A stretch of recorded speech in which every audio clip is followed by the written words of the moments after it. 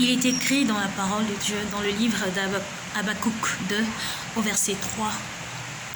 Car c'est une prophétie dont le temps est déjà fixé. Elle marche vers son terme. Elle ne mentira pas. Si elle tarde, attends-la, car elle s'accomplira. Elle s'accomplira certainement. Pourquoi? Parce que notre Dieu n'est pas un menteur. Pourquoi? Parce que notre Dieu, il est fidèle. Pourquoi?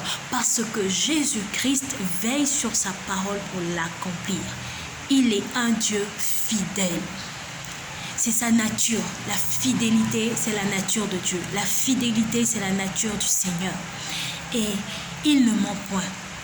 Peu importe ce que le Seigneur a pu te dire, que tu n'es pas encore en train de voir encore.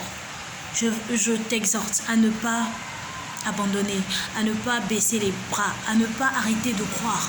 Tu dois continuer de croire. Nous devons continuer de croire à ce que le Seigneur nous a dit. Pourquoi? Parce qu'il est fidèle. C'est sa nature. Il est écrit quelque part dans la Bible, même si nous sommes infidèles, lui, il reste fidèle. Il demeure fidèle. Rien ne peut changer cela. C'est sa nature. Je voudrais ce matin ou ce soir, peu importe le moment où tu m'écoutes, que tu puisses compter sur sa fidélité. Si le Seigneur t'a dit quelque chose, appuie-toi sur ce que lui, il t'a dit. Parce qu'il est fidèle. Parce qu'il est fidèle. You're too faithful to fail me. Oh. You're too faithful to disappoint me. Yeah, you've proven yourself in my life, and I've come to realize you're too faithful to fail me. Oh, Jesus, you're too faithful to fail me. You will never fail me, Lord. You're too faithful to disappoint me.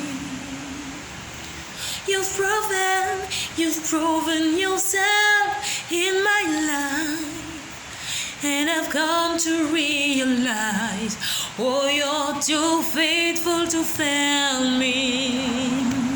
You're too loving. You're too loving to leave me. You're too loving to leave me. You're too loving to leave me halfway. What you start, you always finish. And I've come to realize you're too faithful to fail me. Il est fidèle. Et jamais, jamais, jamais, jamais, jamais, jamais, jamais, jamais. Il ne ment. Ce qu'il dit, il le fait. Il veille sur sa parole pour l'accomplir.